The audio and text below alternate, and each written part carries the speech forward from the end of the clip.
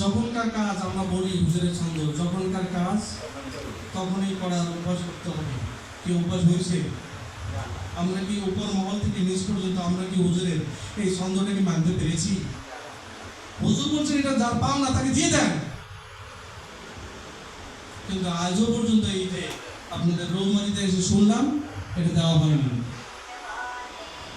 এরপরে যে লাভটা বন্টন হচ্ছে সেটা কি পাইছেন? সেটাও পাবেন। তাহলে লাভ হলো কি বলেন? এই যে গুসা করে, এই যে টানাটানির ভিতরে আপনাদেরকে আড়াল করে রাখা হয়েছে, পর্দার আড়ালে আপনারা, পর্দার আড়ালে হুজুরকে বাধ্য করা হয়েছে, যার কারণে আজকে এই রহমান মরে গেছে।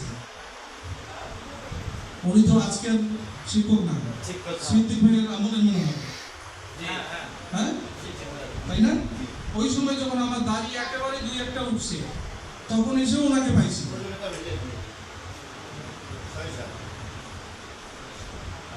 চিন্তা করেন কেন আজকে মরে যাবেন? এই মরা মানুষগুলোকে জেতা করার জন্য হুজুর আজকে আপনাদের সামনে কষ্ট পেয়েছেন? কষ্ট পাইছেন? ইসলাম বিজয় হয়েছে কম মানুষ দিয়ে নাকি বেশি মানুষ দিয়ে? কম মানুষ। যত যুদ্ধ হয়েছে বিজয় হয়েছে কম মানুষ না বেশি মানুষ দিয়ে? কম মানুষ দিয়ে। রাসূল ইসলামী রাষ্ট্র কায়েম করছেন কম মানুষ দিয়ে না বেশি মানুষ দিয়ে? কম মানুষ দিয়ে। কম মানুষ দিয়ে। আজকে কম মানুষের কোনো সমস্যা নেই।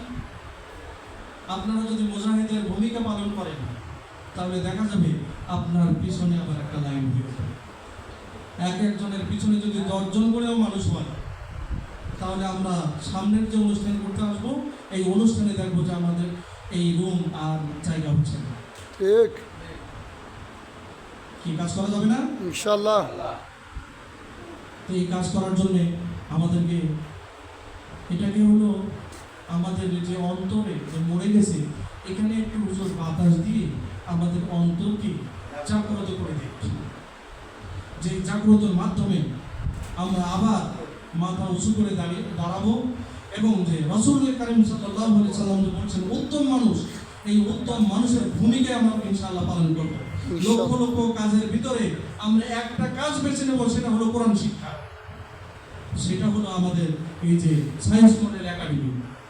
প্রত্যেকটা মানুষ যদি প্রত্যেকটা গ্রামে, আজকে এখানে এসে শুনছি গতকাল ছাত্র কম কেন?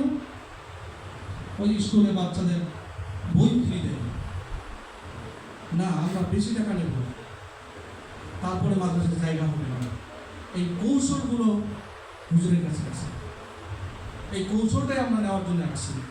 কোন কৌশল নিলে এই মাদ্রাসা জায়গা হবে না? আজকে যে লাইন পড়াচ্ছি দেখেন, এটা কষ্ট নিয়ে না, যেহেতু বাইরের কোনো মানুষ নেই, আপনাদেরকে বলবো একটা কথা। এই যে বাচ্চাটা আজকে হাফেজ হলো, মা এবং আমার মধ্যে পার্থক্যটা কি হলো? এই পার্থক্যটা বলছি, যে সন্তানটাকে বড় হুজুর আপনি একটু কান করে শুনিয়ে, যে সন্তানটাকে আমরা আজকে এখানে পড়াচ্ছি, ঝুলে ঝুলে পড়ছে, হাফেজ হচ্ছে, তার আর তার মায়ের মধ্যে